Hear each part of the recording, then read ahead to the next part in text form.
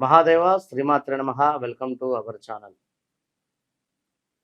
2024లో ఇక్కడ సెప్టెంబరు 18వ తారీఖు మరి మనకు పౌర్ణమి, దీంతో పాటుగా చంద్రగ్రహణం కూడా ఏర్పడేటువంటి పరిస్థితి ఉంది గనక మరి ముందుగా ఈ యొక్క చంద్రగ్రహణము మరి ఏ ప్రాంతాలలో ఉంటుంది, ఏ ప్రాంతాల వారికి ఉండదు అనేటువంటి విషయాన్ని తెలుసుకున్న తర్వాత మరి ఈ ద్వాదశ రాశులలో కూడా ఏ రాశుల వారికి ఈ యొక్క చంద్రగ్రహణం వలన మంచి అద్భుతమైనటువంటి మార్పు రాబోతూ ఉన్నది అనేటువంటి విషయాన్ని ఈ వీడియోలో తెలుసుకుందాం.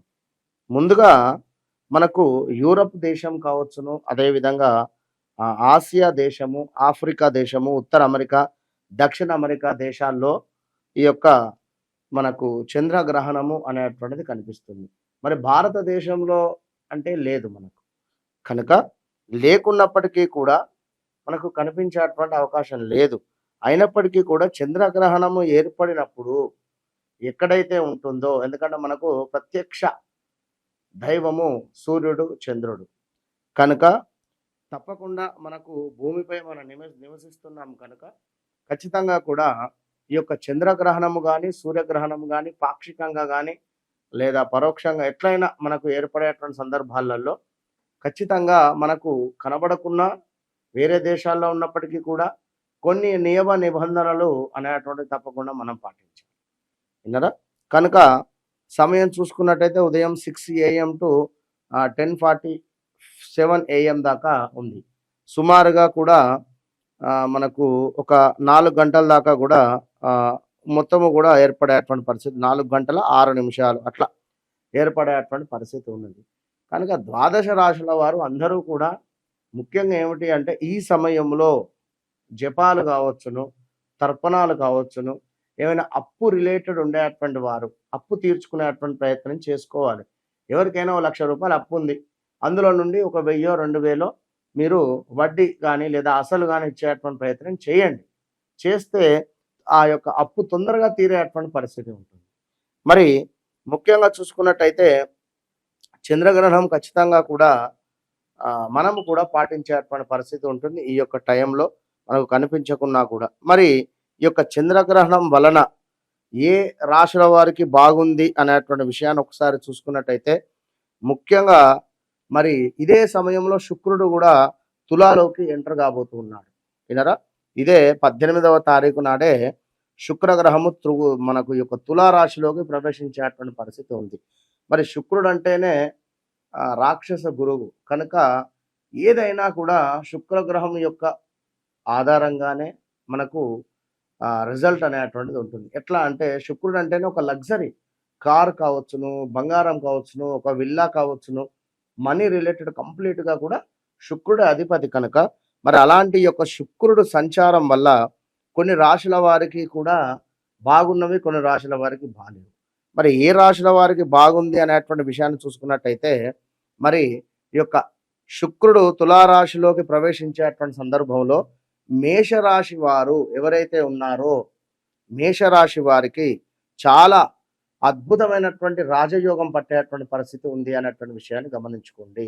ఈ యొక్క సెప్టెంబరు 18వ తారీఖు చంద్రగ్రహణము ఆధారంగా మరియు శుక్రగ్రహము కూడా మారేటువంటి పరిస్థితి ఉంది. ఈ రెండు కూడా బేస్ చేసుకోవాలనేటువంటి పరిస్థితి ఉంది. ఫలితంగా పారిశ్రామికవేత్తలు కావచ్చును, విభిన్న కాంట్రాక్టులకు ఏమైనా కాంట్రాక్టు సంబంధించినటువంటి విషయాలు పొందేటువంటి పరిస్థితి, మీ యొక్క పని ప్రాంతంలో మీ పనితీరును గుర్తించి అద్భుతమైనటువంటి పేరు ప్రఖ్యాతలు రావడము, మీ యొక్క జీతము పెరిగేటువంటి పరిస్థితి ఉంది. ఇంకా ప్రజలకు మంచి ఉద్యోగాలు లభించేటువంటి పరిస్థితి ఉంది. శత్రువులకు కొంత శత్రువుపై మీకు విజయము అని చెప్పవచ్చును. అదేవిధంగా భార్యాభర్తల మధ్యన చక్కటి ఐక్యత. ఈ కాలంలో మీరు చాలా కాలంగా కొనుగోలు చేయాలి అని అనుకునేటువంటి వస్తువులు, కార్ కావచ్చును, విల్లా కావచ్చును, బంగారం కావచ్చును, ఇంకేదైనా ఇతరేతర వస్తువులు కొనేటువంటి పరిస్థితి గోచరిస్తుంది. మరి అదే విధంగా చూసుకున్నట్టయితే ఒక శుక్రుడు తులారాశిలోకి ప్రవేశించినప్పుడు మాలవీయ రాజయోగము ఏర్పడేటువంటిది తులారాశి వారికి కూడా ఉంది. పాపం అసలే తులారాశి వారు చాలా కష్టకాలంగా ఉన్నారు. విన్నరా? వారిని ఇప్పుడు కదిలించేటువంటి పరిస్థితి లేదు. అరాక్షరం మీద ఎవరైతే ఉన్నారో వారెవ్వరిని కూడా ఇప్పుడు కదిలించేటువంటి పరిస్థితి లేదు. చాలా అంటే చాలా దయనీయమైనటువంటి పరిస్థితిలో ఉన్నారు. 1, 2 కాదు. ఇలాంటి సిట్యుయేషన్స్ అయినా వాళ్ళు ఫేస్ చేసేటువంటి పరిస్థితి ఉంది. మరి అలాంటి వారికి ఈ యొక్క శుక్రుడు మీ యొక్క సొంత ఇంటిలోకి రావడం వల్ల తులారాశి వారికి అప్పుల నుంచి బయటపడే పరిస్థితి ఉంది. కొంత అప్పు చేసి ఇబ్బంది పడేటువంటి పరిస్థితులు గానీ, లేదా మరొకటి ఏమైనా ఇబ్బందులు ఎదుర్కొనేటువంటి సందర్భాలలో ఈ యొక్క శుక్రుడు మీ యొక్క లగ్నాత్ రావడం వల్ల తప్పకుండా రాజయోగం పట్టేటువంటి పరిస్థితి ఉంది. తులారాశి వారికి అప్పుల బాధ ఎంతో కొంత తీరేటువంటి పరిస్థితి ఉంది. అదేవిధంగా ఆదాయం పెరిగేటువంటి పరిస్థితి ఉంది. చాలా కాలంగా వ్యాపారం చేయాలని ఆలోచిస్తున్నటువంటి వారికి ఈ కాలంలో వ్యాపారం ప్రారంభిస్తే తులారాశి వారికి అద్భుతమైనటువంటి ఫలితం గోచరించేటువంటి పరిస్థితి ఉంది. మరొకటి చాలా కాలంగా ఎవరైనా వరుణ్ణి కోసం కానీ వరుడి కోసం కానీ ఎతికేటువంటి అంటే వివాహ ప్రయత్నాలు ఎవరైతే చేస్తున్నారో తులారాశి వారికి ఖచ్చితంగా వివాహానికి సంబంధించినటువంటి అద్భుతమైనటువంటి ఫలితము మీకు ముందుకు వెళ్ళేటువంటి పరిస్థితి గోచరిస్తుంది. ఇంకా ముఖ్యంగా చూసుకున్నట్టయితే ధనస్సు రాశి ఎక్సలెంట్. ధనస్సు రాశి వారికి పాపము తులారాశి వారికి అదేవిధంగా ఈ యొక్క ధనస్సు రాశి వారికి ఈ ఇద్దరికి కూడా చాలా మైనస్ వాతావరణం ఉంది గత 5-6 నెలల నుండి కూడా. విన్నారా? హెల్త్ ఇష్యూవా, లేదా భార్యాభర్తల గొడవలా, లేదా మరొకటి అయితే గోచరిస్తుంది. మీకు ఇప్పుడు ఈ యొక్క సెప్టెంబర్ 18వ తారీఖు చంద్రగ్రహణం తర్వాత పట్టిందల్లా బంగారం కాబోతూ ఉన్నది ఖచ్చితంగా కూడా.